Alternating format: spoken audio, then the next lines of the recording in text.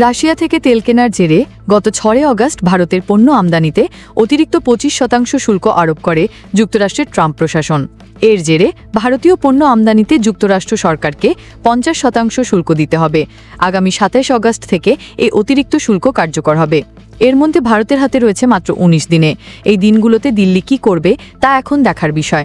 Trump প্রশাসনের এ পদক্ষেপকে অন্যায় ও অযৌক্তিক বলে আখ্যা দিয়েছে ভারত সরকার।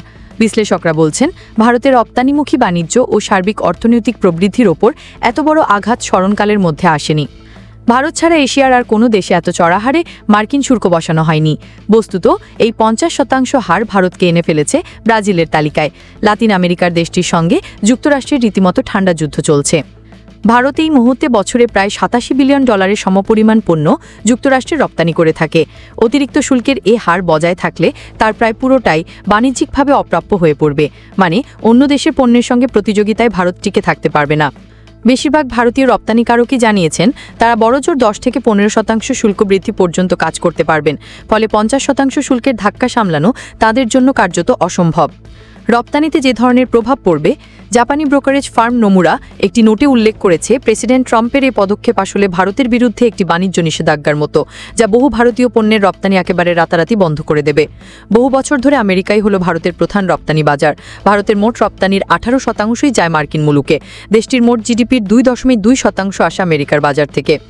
প্রেসিডেন্ট ট্রাম্প যখন প্রথমে ভারতের উপর 25% শুল্ক বসানোর কথা বলেছিলেন, তখনই ধারণা করা হয়েছিল জিডিপি 0.2 থেকে 0.4% হ্রাস পাবে।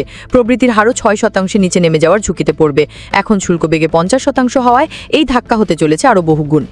সিঙ্গাপুর ভিত্তিক কনসালটেন্সি এশিয়া ডিকোডেটের প্রিয়াঙ্কা কিশোর বিবিসিকে বলছেন, টেক্সটাইল ও জুয়েলারির মতো যেসব রপ্তানি পণ্য খুব শ্রমনিবিড়, দেশের অভ্যন্তরে সেই শিল্পগুলোতে আমেরিকার শুল্কের প্রভাব মারাত্মক পড়বে। তামিলনাড়ুর তিরুপুরে তৈরি পোশাক কারখানায় কিংবা গুজরাটের সুরাটে হীরের গয়না বা স্বর্ণ অলঙ্কারের কারখানায় বহু শ্রমিক হয়তো কাজ হারাবেন। অনেক শিল্প প্রতিষ্ঠানই মুখ থুবড়ে পড়বে। Confederation of Indian textile industry Rakesh মেহরাও স্বীকার করছেন, মার্কিন বাজারে ভারতীয় টেক্সটাইলের যে প্রতিযোগিতা ছিল, সেটাই এবার অন্য প্রতিযোগী দেশগুলোর কাছে তারা খোয়াতে বসেছেন। এখন প্রশ্ন হলো, এই অবধারিত বাণিজ্যিক বিপর্যয় সামলানোর জন্য ভারতের হাতে আদৌ কোনো উপায় আছে কিনা। 50% শুল্ক কার্যকর হওয়ার কথা আর মাত্র 19 দিনের মধ্যে। এত অল্প সময়ের মধ্যে দিল্লি সত্যিই কতদূর কী করতে পারে? কোনো পর্যবেক্ষক বিশ্বাস করেন, প্রেসিডেন্ট ট্রাম্পের সাম্প্রতিক এই পদক্ষেপ ভারতের সামনে তাদের স্ট্র্যাটেজিক সম্পর্কগুলো ঝালিয়ে নেওয়ার একটা অযাচিত সুযোগ এনে দিয়েছে। দিল্লির প্রথম সারির থিঙ্ক ট্যাঙ্ক গ্লোবাল ট্রেড ইনিশিয়েটিভের অজয় শ্রীবাস্তবের ধারণা, আমেরিকার এই সিদ্ধান্তের ফলে ভারত অবশ্যই তাদের স্ট্র্যাটেজিক অ্যালাইনমেন্ট বা কৌশলগত সমীকরণগুলো নতুন করে ভাবতে বাধ্য হবে। তিনি বলেন, আমি মনে করি রাশিয়া, চীন ও অন্যান্য অনেক দেশের সঙ্গে ভারতের সম্পর্ক গভীর হতে চলেছে। চীনে অনুষ্ঠিত হবস্তব সাংহাই কোঅপারেশন অর্গানাইজেশনের শীর্ষ সম্মেলনে যোগ দিতে চলেছেন ভারতের প্রধানমন্ত্রী নরেন্দ্র মোদী। 2020 সালে গালওয়ান ভ্যালিতে চীনা ও ভারতীয় সেনার মধ্যে প্রাণঘাতী সংঘর্ষের পর প্রথমবারের মতো চীনে যাচ্ছেন তিনি। আন্তর্জাতিক বিশ্লেষকের অনেকের ধারণা, এই সম্মেলন থেকে রাশিয়া, ভারত, চীন একটি ত্রিপক্ষীয় আলোচনার সূচনা হতে পারে। পররাষ্ট্রনীতির বিশেষজ্ঞ তথা দক্ষিণপন্থী চিন্তাবিদ শুভ্রকমল দত্ত বিশ্বাস করেন, ট্রাম্পের উদ্ধত্ত আর বুলিং এই নতুন অক্ষ তৈরির পথ প্রশস্ত করে দিয়েছে। বিবিসিকে তিনি বলেন, ট্রাম্পের সমস্যা তো শুধু ভারতের সঙ্গে নয়, দেখা যাচ্ছে কানাডা, ন্যাটো, চীন, ব্রাজিল বা আর্জেন্টিনা, আসিয়ান বা মধ্যপ্রাচ্য সবাইকে ভয় দেখিয়ে তিনি নিজের পথে আনতে চেষ্টা করেছেন। 20 শতাব্দীতে আমেরিকার এই ধরনের বুলিং হয়তো কাজে আসত, কিন্তু এই 21 শতক একটা নতুন শতক, যেখানে গ্লোবাল অর্ডারটাই আলাদা। এখন আর ওভাবে ভয় দেখিয়ে কোনো কাজ হবে না। মার্কিন শুল্কের ঢাক্কা সামলাতে ভারত হয়তো খুব সন্তর্পে রাশিয়ার সঙ্গে বাণিজ্যিক সম্পর্কে আস্তে আস্তে হ্রাস টানতে পারে। কোনো পর্যবেক্ষক এমন সম্ভাবনার কথাও বলছেন। গত 3-4 বছরের মধ্যে রাশিয়া ভারতের জন্য প্রধান অপরিশোধিত তেল সরবরাহকারী দেশ হয়ে উঠেছে এবং প্রেসিডেন্ট ট্রাম্প ভারতের ওপর যে তথাকথিত রাশিয়া পেনাল্টি চাপিয়েছেন, তারও ঘোষিত কারণ এটাই। পাশাপাশি একথাও ঠিক যে শুধু ভারতই নয়, চীন ও তুরস্ক রাশিয়ার কাছ থেকে বিপুল পরিমাণ তেল কিনে থাকে। ওই দুই দেশের ওপর কিন্তু ভারতের মতো কোনো অতিরিক্ত শুল্ক চাপানো হয়নি। লন্ডনের সুপরিচিত থিঙ্ক ট্যাঙ্ক চ্যাটাম হাউসের ডক্টর ক্ষিতিজ বাজপাইয়ের মতে, ভারত ও রাশিয়ার সম্পর্ক ইতিমধ্যে একটা অবনমনের দিকে যাচ্ছে এবং শীতল যুদ্ধের সময় এই সম্পর্কে যে স্ট্র্যাটেজিক গুরুত্ব ছিল সেটাও আর নেই। তিনি বিবিসিকে বলেন, ট্রাম্প প্রশাসন এভাবে চাপ প্রয়োগ করার অনেক আগে থেকেই ভারত কিন্তু প্রতিরক্ষা সরঞ্জাম বা মিলিটারি হার্ডওয়্যার কেনার ক্ষেত্রে রাশিয়ার উপর তাদের যে নির্ভরশীলতা, সেটা কমানোর চেষ্টা চালিয়ে যাচ্ছে। পাশাপাশি ভারতের তেল আমদানির বাস্কেটেও রাশিয়ার পাশাপাশি অন্যান্য দেশকে অন্তর্ভুক্ত করার চেষ্টা চলছে। তাই রাশিয়ার সঙ্গে ভারতের যেরকম সম্পর্ক থাকুক বলে আমেরিকা চাইছে, সেদিকে কিছু ছাড় যে দেওয়া হতে পারে।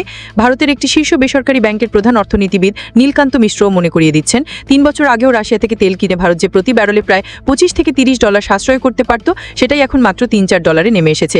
ফলে রাশিয়া থেকে অপরিশোধিত তেল কিনে কমানো বা বন্ধ করে দিলেও ভারতের খুব একটা অর্থনৈতিক ক্ষতি হওয়ার কথা নয়।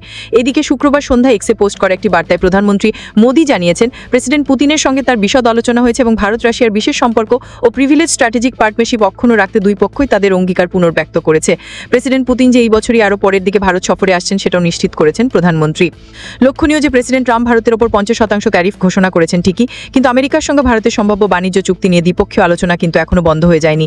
তবে এটা ঠিকই যে মাত্র কয়েক সপ্তাহ আগেও যে চুক্তি একেবারে হাতের নাগালে বলে মনে করা হতো, সেটা এখন চূড়ান্ত অনিশ্চয়তার মুখে পড়েছে। এই পরিস্থিতিতে চুক্তি নিয়ে আলোচনার জন্য এই মাসের শেষের দিকেই একটি মার্কিন প্রতিনিধি দল ভারত সফরে আসছে। বিশ্লেষকেরা মনে করছেন চুক্তি সম্ভাবনা জিয়ে রাখতে হলে ভারতকে সেখানে খুব কুশলী কূটনীতির পরিচয় দিতে হবে। ভারতের কেন্দ্রীয় ব্যাংকের প্রাক্তন গভর্নর উর্জিত প্যাটেল একটি লিঙ্কডইন পোস্টে লিখেছেন, ট্রাম্পের সাম্প্রতিক ঘোষণায় ভারত এতদিন ধরে যে মারাত্মক ভয়টা পাচ্ছিল সেটাই সত্যি হয়েছে। তার মতে এখন এটাই আশা করার যে এই ভয়টা যেন সাময়িক হয় আর বাণিজ্য চুক্তি নিয়ে চলতি মাসের আলোচনাটা হোক এবং তাতে উগ্রগতি হোক। প্রেসিডেন্ট ট্রাম্পের শুল্কের আরোপের পরেও মোদি জানিয়েছেন তিনি ভারতের জাতীয় স্বার্থের সঙ্গে কোনো আপোষ করবেন না এবং বিশেষ করে দেশের কৃষকদের পাশে সবসময় থাকবেন। পরবর্তী আলোচনায় ভারত ডেয়ারি ও কৃষি খাতে আমেরিকাকে কোনো ছাড় দেয় কিনা তাই এখন দেখার বিষয়। তবে এই বিষয়টি ভারতের রাজনৈতিকভাবে অত্যন্ত সংবেদনশীল, কাজে যেই বিষয়টিকে কৃষক বিরোধী বলে দেখা হতে পারে সেটা ভারতের কোনো সরকার আদৌ নিতে পারবে কিনা বলা মুশকিল। ভারত দেশের রপ্তানিকারকদের এই সংকটের মুহূর্তে কোনো বাড়তি প্রণোদনা দেয় কিনা সেদিকেও অনেকে তাকিয়ে রয়েছেন। কোনো বিশ্লেষক আবার আমেরিকার ওপর পাল্টা সমপরিমাণ শুল্ক বসানোর কথাও বলছেন। ভারতের বিরোধী দল কংগ্রেসের সিনিয়র নেতা শশী থারুর যেমন বলছেন, আমেরিকা ভারতীয় পণ্যের ওপর 50% আরে ট্যারিফ বসালে ভারতের উচিত মার্কিন পণ্যের ওপর ঠিক সেটাই করা, যে কোনো আত্মমর্যাদা সম্পন্ন দেশই সেটাই করবে। বার্কলেস রিসার্চও তাদের একটা নোটে বলেছে ভারতের পক্ষে এই ধরনের প্রত্যাঘাতমূলক পদক্ষেপ নেওয়ার সম্ভাবনা কম, তবে একেবারে অসম্ভব নয়।